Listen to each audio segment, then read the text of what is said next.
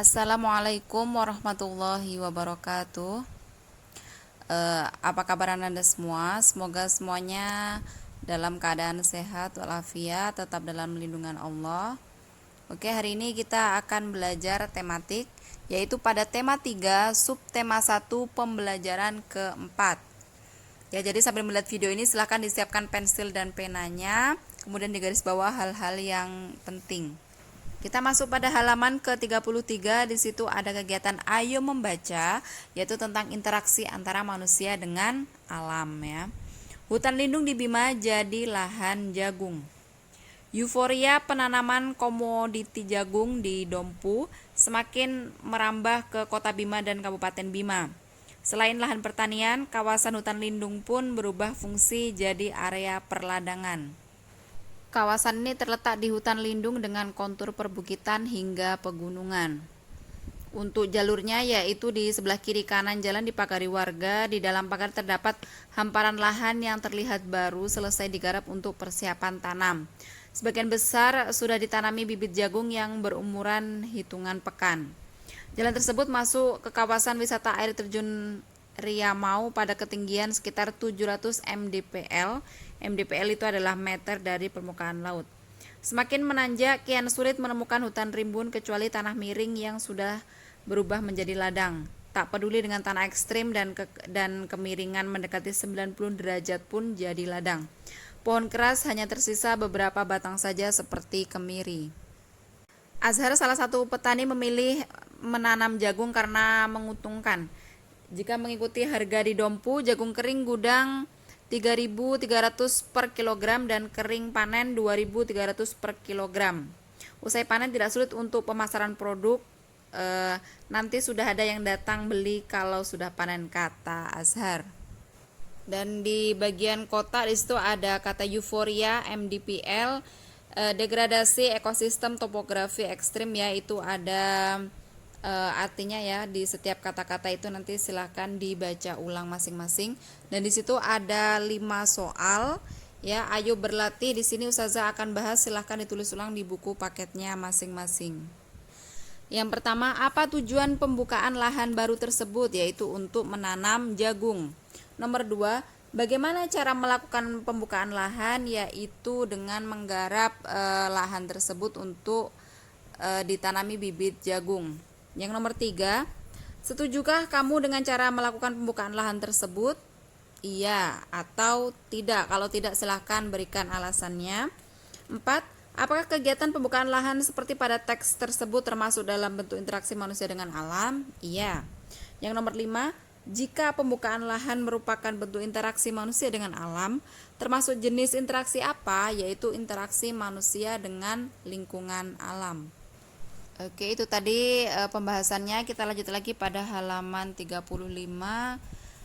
Kita lanjut lagi pada halaman 36.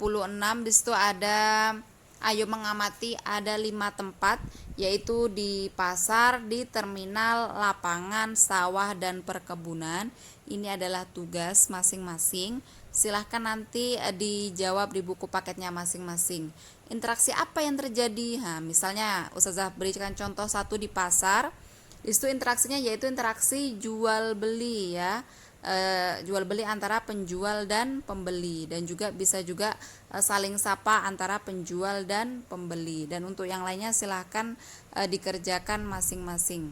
Kita lanjut pada kegiatan Ayo Membaca di halaman 37. Di situ ada percakapan antara Rasti dan Pak Tani. Di sini Ustazah akan membacakan intinya, yaitu tentang alasan Pak Tani memilih tanaman jagung ya. Karena tanaman jagung ini cocok dengan keadaan tanah yang ada di kebun Pak Tani, dan hasilnya lebih maksimal daripada menanam cabai yang hasilnya kurang maksimal. Dan kemudian kenapa memilih tanaman jagung? Karena memiliki banyak manfaat ya. Di antaranya sebagai sumber makanan penghasil karbonhidrat ya. Jadi kalau selama ini kita makan nasi dari beras, jagung juga bisa dimasak menjadi nasi, namanya jagung nasi. Jagung juga bisa diolah menjadi minyak, tepung, dan masih banyak lagi ya. Oleh karena itu permintaan masyarakat terhadap jagung sangat banyak, baik jagung muda maupun jagung yang sudah tua ya. Dan jagung ini juga yang masih muda juga bisa dimasak menjadi sayur di rumah. Lanjut lagi pada halaman ke-38, di sini ada identifikasi kelebihan-kelebihan jagung ya. Oke, silakan Ananda tulis kembali. Di sini akan Ustazah bahas untuk manfaat jagung bagi kesehatan tubuh.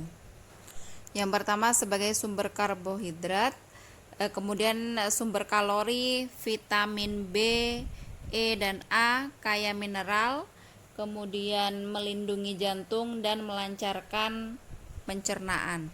Itu adalah manfaat dari jagung dan masih banyak lagi ya.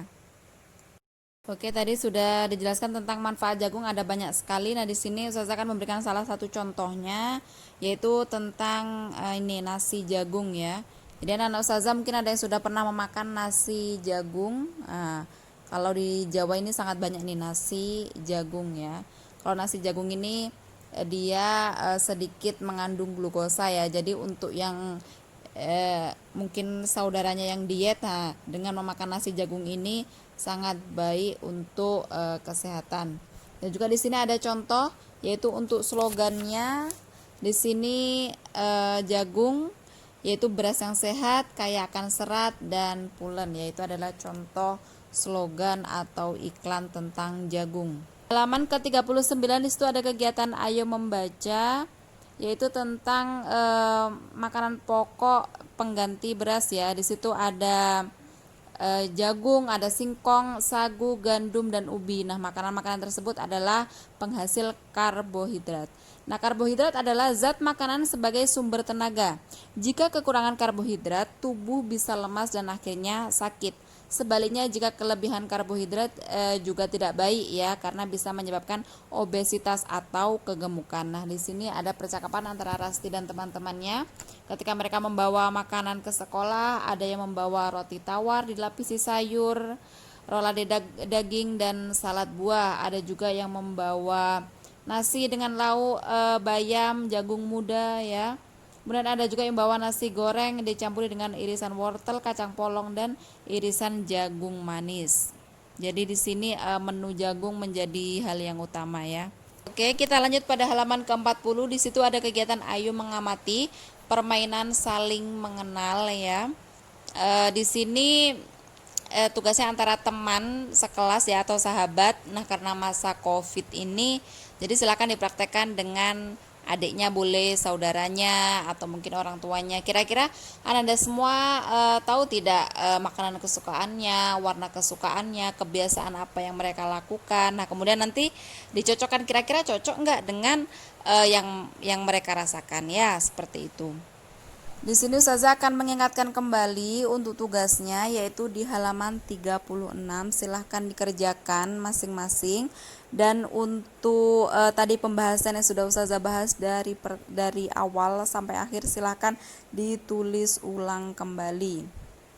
Oke, baiklah Anda semua, demikianlah tadi pembelajaran hari ini. Semoga Anda semua bisa memahami, dan Ustazah akhiri. Wassalamualaikum warahmatullahi wabarakatuh.